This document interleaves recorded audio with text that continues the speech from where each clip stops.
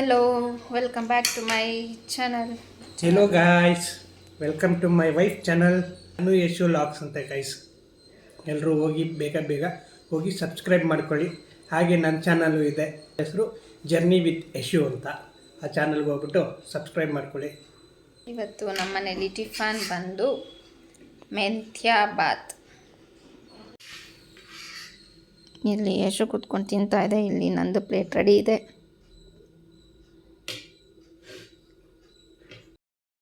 ಇವಾಗ ಟಿಫನ್ ತಿಂದು ನಂದೊಂದು ಚೆಕಪ್ ಇದೆ. ಮಾಮೂಲಿ ತಾಯಿ ಕಾರ್ಡು ಮಾಡಿಸಿದ್ರೆ ಅದಕ್ಕೆ ಮಂತ್ಲಿ ಚೆಕಪ್ ಇರುತ್ತೆ. ಇವಾಗ ಕಾಲ್ ಮಾಡಿದ್ರು, ಇವತ್ತು ಚೆಕಪ್ ಇದೆ ಬನ್ನಿ ಅಂತ. ಅಲ್ಲಿ ಹೋಗ್ಬಿಟ್ಟು ಬರಬೇಕು. ಹಲೋ, ಇವಾಗ ನನಗೆ ತುಂಬ ಕ್ರೇವಿಂಗ್ಸ್ ಆಗ್ತಿದೆ. ಏನಾರು ತಿನ್ನಬೇಕು ಅಂತ. ಸೊ ಏನು ತಿನ್ನೋಣ ಅಂತ ಯೋಚನೆ ಮಾಡಬೇಕಾದ್ರೆ ನಮ್ಮ ಮನೇಲಿ ಚಾಕ್ಲೇಟು ಕೇಕ್ ಮಾಡೋದು ಪ್ರಿಮಿಕ್ಸ್ ಇತ್ತು. ಅಂದರೆ ಸ್ವಲ್ಪನೇ ಇದೆ. ಅದಕ್ಕೆ ಇದನ್ನ ಯೂಸ್ ಮಾಡಿಕೊಂಡು ಕಪ್ ಕೇಕ್ ಮಾಡೋಣ ಅಂತ ಇವಾಗ ರೆಡಿ ಮಾಡ್ಕೊತಾ ಇದೆ. ಹಾಗೆ ವಿಡಿಯೋ ಮಾಡೋಣ ಅಂತ ವಿಡಿಯೋ ಸ್ಟಾರ್ಟ್ ಮಾಡಿದ್ದೀನಿ, ಶೇರ್ ಮಾಡೋಣ ಅಂತ.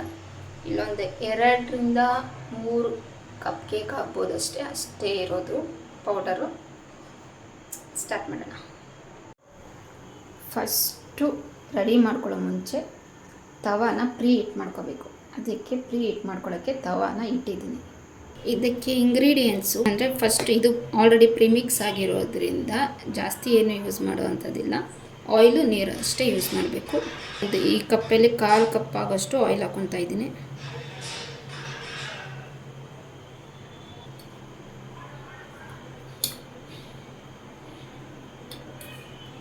ಆಮೇಲೆ 1/4 ಕಪ್ಪು ನೀರು, ಸ್ವಲ್ಪ ನೀರು ಹಾಕ್ಕೊಂಡು ನಮಗೆ ಯಾವ ಅದಕ್ಕೆ ಬೇಕೋ ಅದಕ್ಕೆ ಕಲಿಸ್ಕೋಬೇಕು. ಇದೊಂಚೂರು ಗಂಟಿರಬಾರ್ದು, ಆ ಥರ ಕಲಿಸ್ಕೋಬೇಕು.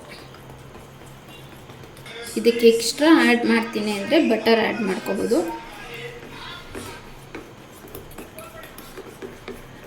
ಪ್ರಿಮಿಕ್ಸ್ ಇಲ್ಲ ಅಂದರೆ ಹೇಗೆ ಯೂಸ್ ಮಾಡೋದು ಅಂದರೆ, ಎಲ್ಲ ಕಡೆಯೂ ಎಲ್ಲ ಸ್ಟೋರು ಶಾಪಲ್ಲೆಲ್ಲ ಈ ಕೇಕ್ ಮಾಡೋಕ್ಕೆ ಚಾಕ್ಲೇಟ್ದು, ವೆನಿಲಾದು ಪ್ರಿಮಿಕ್ಸ್ ಸಿಗುತ್ತೆ. ಅದನ್ನ ತೊಗೊಬಂದು ಮಾಡ್ಕೋಬೋದು. ಇನ್ನೊಂಚೂರು ನೀರು ಹಾಕ್ಕೊತೀನಿ. ಸ್ವಲ್ಪ ತೆಳ್ಳಗಾದರೆ ಏನೂ ಪ್ರಾಬ್ಲಮ್ ಇಲ್ಲ. ಬೇಯಬೇಕಾದ್ರೆ ಸ್ವಲ್ಪ ಜಾಸ್ತಿ ಟೈಮ್ ತೊಗೊಳುತ್ತೆ ಅಷ್ಟೇ, ಬಿಟ್ಟರೆ ಇನ್ನೇನೂ ಆಗಲ್ಲ. ಇವಾಗ ಇದು ರೆಡಿಯಾಗಿದೆ. ಈಗ ಇದನ್ನ ಮೋಲ್ಡ್ಗೆ ಹಾಕೊಳ್ಳೋಣ. ನನ್ನ ಹತ್ರ ಇದು ಕಪ್ ಕೇಕ್ದು ಕಪ್ ಇದೆ. ಈ ಕಪ್ ಇಲ್ಲ ಅಂದರೆ ಈ ಕಾಫಿ ಕುಡಿತೀವಲ್ಲ, ಇಷ್ಟು ಬರುತ್ತಲ್ಲ, ಆ ಕಪ್ಪಲ್ಲೂ ಮಾಡ್ಕೋಬೋದು.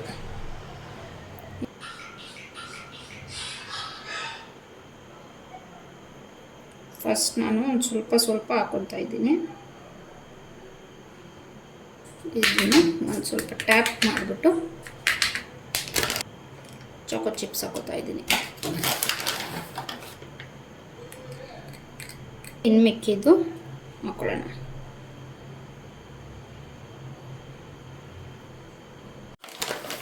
ಇವಾಗ 3 ಕಪ್ ಕೇಕ್ ಆಗಿದೆ. ಅದ್ರ ಮೇಲೆ ಒಂದು ಸ್ವಲ್ಪ ಚಾಕೋ ಚಿಪ್ಸ್ ಹಾಕೋತಾ ಇದ್ದೀನಿ. ಇದನ್ನು ಡೈರೆಕ್ಟಾಗಿ ತವಾ ಮೇಲೆ ಇಡ್ತಾ ಇದ್ದೀನಿ. ಅದ್ರ ಮೇಲೆ ಏನಾರ ಒಂದು ಕವರ್ ಮಾಡಬೇಕು. ಈ ಥರ 10 ಮಿನಿಟ್ಸ್ ಹಾಗೆ ಇರಲಿ, ಆಮೇಲೆ ನೋಡೋಣ. ಫೈನಲಿ ಕಪ್ ಕೇಕ್ ರೆಡಿಯಾಗಿದೆ. ಇವಾಗ ಇದು ಫುಲ್ಲು ಹೀಟಲ್ಲಿದೆ, ಕೂಲ್ ಆಗಬೇಕು, ಬಿಟ್ಬಿಡೋಣ. ಏನಂದಲ್ಲ, ಇವತ್ತು ಬ್ಲಡ್ ಚೆಕ್ ಮಾಡ್ತಾರಾ, ಮೊನ್ನೆ ಮಾಡಿ? ನನಗೇನು ಗೊತ್ತು, ನಿನಗೆ ಗೊತ್ತಿರಬೇಕು. ಹೆಚ್ಚಿರೋದು ನನಗೆ ಗೊತ್ತು. ಒಂದು ವಾರಕ್ಕೆ ಏನು ಗೊತ್ತಾ, ಇವಾಗ ಚೆಕಪ್ ಮುಗಿಸ್ಕೊಂಡು ಬಂದೆ. ಅಂದರೆ ಇಲ್ಲೇನು ನಾರ್ಮಲಾಗಿ ಚೆಕಪ್ ಮಾಡ್ತಾರೆ, BP, ಶುಗರ್, ಬ್ಲಡ್ ಚೆಕಪ್ ಮಾಡ್ತಾರೆ, ಎಲ್ಲ ನಾರ್ಮಲ್ ಆಗೈತೆ. ಆದರೆ ನಂದು ಶುಗರ್ ಮಾತ್ರ ಬಾರ್ಡ್ರ್ ಲೆವೆಲಲ್ಲಿ ಬಂದ್ಬಿಟ್ಟೈತೆ. ಆದರೆ ನನಗೆ ಸ್ವೀಟೇ ಜಾಸ್ತಿ ಕ್ರೇವಿಂಗ್ಸ್ ಆಗ್ತೈತೆ. ಇವತ್ತು ಬೇರೆ ಹೋಮ್ ಮೇಡ್ ಚಾಕ್ಲೇಟ್ ಮಾಡಬೇಕು, ಡ್ರೈ ಫ್ರೂಟ್ ಚಾಕ್ಲೇಟ್ ಬೇರೆ ಅಂತ ಅಂದ್ಕೊಂಡಿದ್ದೀನಿ. ಮಾಡಿಬಿಟ್ಟು ತಿನ್ನಂಗಿಲ್ಲ, ಬಿಡಂಗಿಲ್ಲ. ಇವತ್ತು ಆಗೋಯ್ತು ನೀನು. ಆಮೇಲೆ ಅಂದರೆ ಅದಕ್ಕೆ ಫಸ್ಟೇ ಕೇಳ್ಕೊಬಂದಿದ್ದೀನಿ. ನಂಗೆ ಜಾಸ್ತಿ ಕ್ರೇವಿಂಗ್ಸ್ ಆಗುತ್ತಲ್ಲ, ಏನು ಮಾಡಲಿ ಅದಕ್ಕೆ ಸ್ವಲ್ಪ ತಗೊಳ್ಳಿ, ಜಾಸ್ತಿ ತಿನ್ನೋಕೆ ಹೋಗಬೇಡಿ ಅಂತ ಹೇಳಿದ್ದಾರೆ. ಆಮೇಲೆ ಇನ್ನೊಂದು ಮೇಯ್ನ್ ಖುಷಿ ವಿಷಯ ಅಂದರೆ ನಂದು ಬ್ಲಡ್ ನಾರ್ಮಲಾಗಿ ಬಂದ್ಬಿಟ್ಟೈತೆ 12.7 ಬಂದ್ಬಿಟ್ಟೈತೆ. ಫುಲ್ ಖುಷಿ.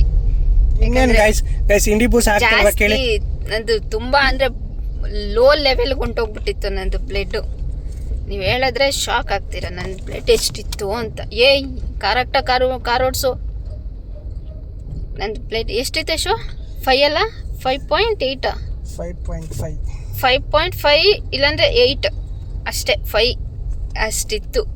ಅದನ್ನು ನನಗೆ ಫಸ್ಟು ಬ್ಲಡ್ಡೇ ಹಾಕಬೇಕು ಅಂತಿದ್ರು.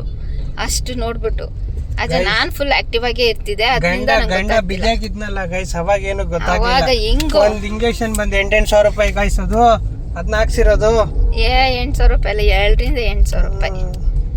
ಅದನ್ನ ಒಂದು ಇಂಜೆಕ್ಷನ್ ತಕೊಂಡು ಹೆಂಗೋ ನನ್ನ ಬ್ಲಡ್ ನಾರ್ಮಲ್ ಬಂತು. ಎಲ್ಲ ಟೋಟಲ್ 15,000 ರೂಪಾಯಿ ಅವತ್ತು ಒಂದಿನ ಖರ್ಚಾಗಿದ್ದು. ನೀನು ಮುಚ್ಕೊಂಡು ಕೂತ್ಕೋ ಮಿಕೊಂಡು ಬಾಯ್ನ, ನಾನು ಹೇಳ್ಬೇಕಾದ್ರೆ ನೀನು ಮಾತಾಡ್ಬೇಡ. ಇವಾಗ ನಂದು ಬ್ಲಡ್ ನಾರ್ಮಲ್ ಆಗಿದೆ. ನನಗೆ ಫುಲ್ ಖುಷಿ ಇದೆ. ನನ್ನ ಟೆನ್ಷನ್ ಇದ್ದಿದ್ದೆ ಒಂದೇ, ನಾನು ಪ್ರತಿ ಸತಿ ಚೆಕಪ್ಗೆ ಹೋದಾಗೂ ನನ್ನ ಬ್ಲಡ್ ನಾರ್ಮಲ್ ಬಂತ ಅಂತ. ಫೈನಲಿ ಬ್ಲಡ್ ನಾರ್ಮಲ್ ಬಂತು.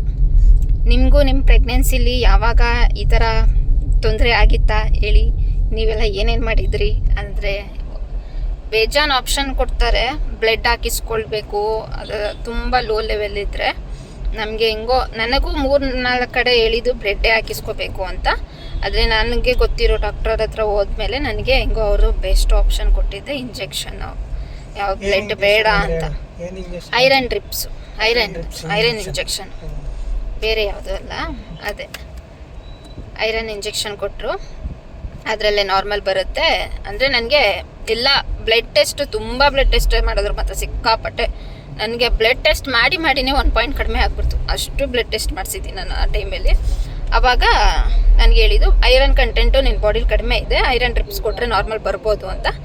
ಹಂಗೆ ಒಂದೇ ಮಂತ್ಗೆ ನನಗೆ 10 ಪಾಯಿಂಟ್ ಬಂತು. ಆಮೇಲೆ 10ಇಂದ 12ಗೆ 2 ಮಂತ್ಸ್ ತೊಗೋತಲ್ಲ, 2 ಮಂತ್ಸ್ ತೊಗೊಂಡು 2-3 ಮಂತ್ಸ್ ತೊಗೊಂತೀಗ.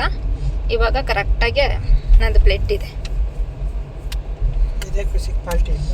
ಇದೇ ಖುಷಿಗೆ ಮನೆಗೆ ಹೋದ ತಕ್ಷಣ ಒಮ್ಮೆ ಡ್ರೈ ಫ್ರೂಟ್ಸ್ ಚಾಕ್ಲೇಟ್ ಮಾಡೋಣ. ಅದು ಶುಗರ್ ಬಾರ್ಡರ್ ಲೆವೆಲಲ್ಲಿ ಇದೆ ಅಂತ ಹೇಳಿದ್ರು ನನಗೇನು ಜಾಸ್ತಿ ಸ್ವೀಟ್ ಕ್ರೇವಿಂಗ್ಸ್ ಆಗ್ತಿದೆ. ಏನು ತಿನ್ನಲಿ ಅಂತ ಇವಾಗ ನಿನ್ನೆ ಮಾಡಿದ ಕಪ್ ಕೇಕ್ ಇಟ್ಕೊಂಡು ಕೂತಿದ್ದೀನಿ. ನಾನೇ ಮಾಡಿದ ಕಪ್ ಕೇಕ್ ನಿನ್ನೆ ಒಂದು ಖಾಲಿ ಮಾಡಿದೆ. ಇವಾಗ ಇನ್ನೊಂದಿತ್ತು. ಇದರಲ್ಲೇನು ಅಷ್ಟು ಶುಗರ್ ಇಲ್ಲ ಅಂದ್ಕೊಂಡಿದ್ದೀನಿ. ಶುಗರ್ ಕಂಟೆಂಟ್ ನಾರ್ಮಲ್ ಸ್ವೀಟ್ಗೆ ಕಂಪೇರ್ ಮಾಡಿದ್ರೆ ಇದ್ರಲ್ಲಿ ಕಡಿಮೆನೇ ಇರುತ್ತೆ. ಇವಾಗ ಇದು ತಿನ್ನಬೇಕು. ಮತ್ತು ಚಾಕ್ಲೇಟ್ ಬೇರೆ ಮಾಡಬೇಕು ಅಂದ್ಕೊಂಡಿದ್ದೀನಿ. ಚಾಕ್ಲೇಟು ಅಂದರೆ ಈ ಡ್ರೈ ಫ್ರೂಟ್ಸ್ ತಿನ್ನೋದು ನಾನು ಸ್ವಲ್ಪ ಕಡಿಮೆ. ಅದಕ್ಕೆ ಆ ಡ್ರೈ ಫ್ರೂಟ್ಸ್ ಯೂಸ್ ಮಾಡಿಕೊಂಡು ಚಾಕ್ಲೇಟ್ ಮಾಡಿದ್ರೆ ಅದರ ಖಾಲಿ ಆಗುತ್ತೆ. ಡ್ರೈ ಫ್ರೂಟ್ಸನ್ನು ಯೂಸ್ ಮಾಡಿಕೊಂಡು ಚಾಕ್ಲೇಟ್ ಮಾಡೋಣ ಅಂತ ಚಾಕ್ಲೇಟ್ ಮಾಡ್ತೀನಿ. ಯಾಕೆಂದರೆ ಇವತ್ತು ಮಾಡಿದ್ರೆ ಇವತ್ತೇ ತಿನ್ನೋಕ್ಕೂ ಆಗೋಲ್ಲ. ಫ್ರಿಡ್ಜ್ಗಿಟ್ಟು ಅದೆಲ್ಲ ಸರಿ ಹೋಗೋಷ್ಟರಲ್ಲಿ ನಾಳೆನೇ ಆಗುತ್ತೆ. ಡೈಲಿ ಒಂದೊಂದು ತಿಂದರೂ ಏನು ತೊಂದರೆ ಇಲ್ಲ. ಅದೆಲ್ಲ ಕೇಳ್ಕೊಬಂದಿದ್ದೀನಿ. ಸ್ವಲ್ಪ ತಿನ್ಬೋದು, ಜಾಸ್ತಿ ತಿನ್ನೋಂಗಿಲ್ಲ ಅಂತ ಹೇಳಿದ್ದಾರೆ. ಅದಕ್ಕೆ ಆವಾಗ ಚಾಕ್ಲೇಟ್ ಮಾಡೋಕ್ಕೆ ರೆಡಿ ಮಾಡ್ಕೋಬೇಕು. ಡ್ರೈ ಫ್ರೂಟ್ಸ್ ಎಲ್ಲ ಕಟ್ ಮಾಡ್ಕೋಬೇಕು. ಇವಾಗ ಇದನ್ನ ತಿಂದುಬಿಟ್ಟು ಹೋಗಿ ಮಾಡಬೇಕು.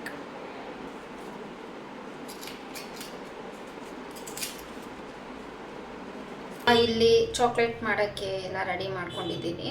ಏನೇನಿದೆ ಅಂತ ತೋರಿಸ್ತೀನಿ. ಮತ್ತು ನಿಮ್ಮ ಪ್ರೆಗ್ನೆನ್ಸಿಯಲ್ಲಿ ಯಾರ್ಯಾರಿಗೆ ಈ ಥರ ತುಂಬ ಕ್ರೇವಿಂಗ್ಸ್ ಆಗ್ತಿತ್ತು, ಯಾವುದು ತಿನ್ನಬೇಡ ಅಂದರೆ ಅದನ್ನೇ ತಿನ್ನಬೇಕು ಅಂತ ಅನಿಸ್ತಿತ್ತು, ಅದನ್ನೆಲ್ಲ ಕಮೆಂಟ್ ಮಾಡಿ. ನನಗೂ ಗೊತ್ತಾಗುತ್ತೆ, ನನ್ನ ಒಬ್ಬಳಿಗೆ ಈ ಪ್ರಾಬ್ಲಮ್ ಇಲ್ಲ, ಎಲ್ಲರಿಗೂ ಈ ಪ್ರಾಬ್ಲಮ್ ಇತ್ತು ಅಂತ. ಒಂದೊಂದು ಸತಿ ನನಗೆ ಡೌಟ್ ಆಗುತ್ತೆ, ಏನಪ್ಪ ಇದು ಇಷ್ಟೊಂದು ಕ್ರೇವಿಂಗ್ಸ್ ಅಂದರೆ ನನಗೆ ಇಷ್ಟು ಈ ಥರ ಆಗುತ್ತೆ ಅಂತ ನನಗೆ ಗೊತ್ತೇ ಇರಲಿಲ್ಲ. ಫಸ್ಟು ಇವಾಗ ಒಂದು 5 ತಿಂಗಳವರೆಗೂ ಕೇಳೋರು ನಮ್ಮ ಮನೆ ಕಡೆ, ಏನಾರ ತಿನ್ನಬೇಕು ಅನಿಸುತ್ತಾ, ಏನಾರ ಮಾಡ್ಕೊಡ್ಬೇಕಾ ಅಂತ. ಆವಾಗ ನನಗೇನು ಅನಿಸ್ತಾನೆ ಇರಲಿಲ್ಲ ಈ ಥರ ತಿನ್ನಬೇಕು ಆ ಥರ ಅಂತ. ನಾನೇನು ಕೇಳ್ತಾನೂ ಇರಲಿಲ್ಲ. ಇವಾಗೂ ಅಷ್ಟೇ ಈ ಪ್ರೆಗ್ನೆನ್ಸಿಲಿ ಇನ್ನು ಚಕ್ಲಿ, ನಿಪ್ಪಟ್ಟು, ಆಮೇಲೆ ಏನೇನೋ ಮಾಡ್ಕೊಡ್ತಾರೆ, ಕರ್ಜಿಕಾಯಿ, ಕಜ್ಜಾಯ ಆ ಥರ ಮಾಡ್ತಾರೆ, ಚಿರೋಟಿ ಅಂತ. ನಮ್ಮ ಮನೆ ಕಡೆಯೂ ಆ ಥರ ಮಾಡ್ತಾರೆ. ಆದರೆ ನಾನೇನೆ ಯಾರಿಗೂ ಬೇಡ, ನಾನೇನು ತಿನ್ನಲ್ಲ ಅದೆಲ್ಲ. ಯಾಕಂದರೆ ನನಗೆ ಬ್ಲಡ್ ಕಡಿಮೆ ಇತ್ತಲ್ವ, ಅದಕ್ಕೆ ಅದೆಲ್ಲ ತಿಂದರೆ ಏನಾರ ಪ್ರಾಬ್ಲಮ್ ಆಗುತ್ತೆ, ಜಾಸ್ತಿ ತಿನ್ಬಿಡ್ತೀನಿ ಅಂದ್ಬಿಟ್ಟು ಅದೆಲ್ಲ ಏನೂ ಬೇಡ ನನ್ನಂತ ಅವನ್ನೆಲ್ಲ ಅವಾಯ್ಡ್ ಮಾಡಿಬಿಟ್ಟಿದ್ದೀನಿ. ಆದರೆ ಈ ಥರ ಸ್ವೀಟು ಸ್ವೀಟ್ ಈ ಥರ ಸ್ವೀಟು ಚಾಕ್ಲೇಟು ಅದು ಯಾವಾಗ ಕ್ರೇವಿಂಗ್ಸ್ ಆಗುತ್ತೆ ಆವಾಗ ಇಲ್ಲಾಂದರೆ ತೊಗೊಂಡು ತಿಂದಿರ್ತೀನಿ, ಇಲ್ಲಾಂದರೆ ಮಾಡ್ಕೊಂಡು ತಿಂದಿರ್ತೀನಿ.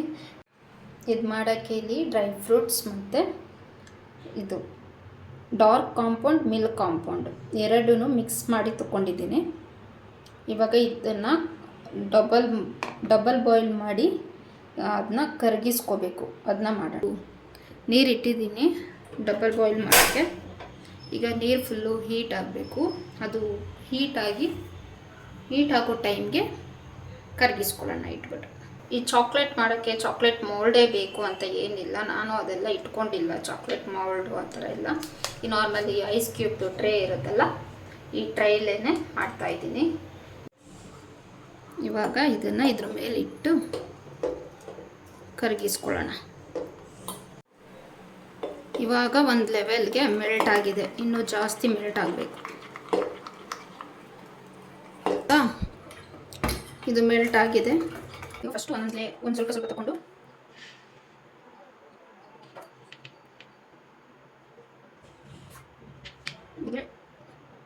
ಇವಾಗ ಸ್ವಲ್ಪ ತಗೊಂಡು ಒಂದು ಲೇಯರ್ ಹಾಕೋಬೇಕು.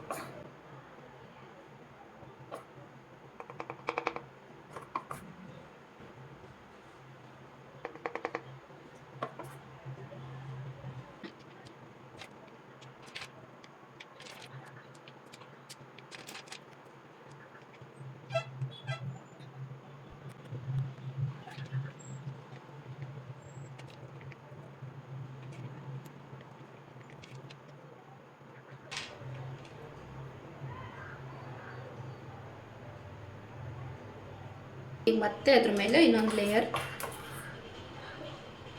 ಚಾಕ್ಲೇಟ್ ಹಾಕೋಬೇಕು.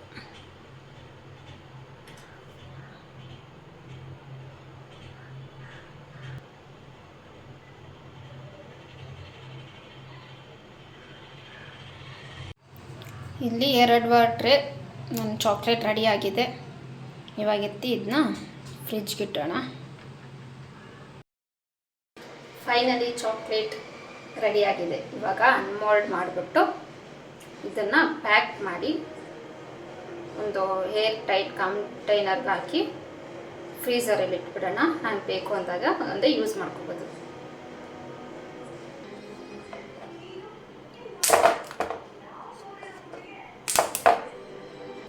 ಚಾಕ್ಲೇಟ್ ಸೀರಿಯಸ್ಲಿ ಚೆನ್ನಾಗಿ ಸಖತ್ತಾಗಿ ಬಂದಿದೆ. ಶೇಪು ಅಷ್ಟೇ ಎಷ್ಟು ಕ್ಲೀನಾಗಿ ಬಂದಿದೆ. ಇವಾಗ ಇದನ್ನೆಲ್ಲ ಒಂದು ಈ ಥರ ಸಿಲ್ವರ್ ಫಾಯಿಲ್ ಪೇಪರ್ ಇದೆಯಲ್ಲ ಇದರಲ್ಲಿ ಪ್ಯಾಕ್ ಮಾಡಬೇಕು.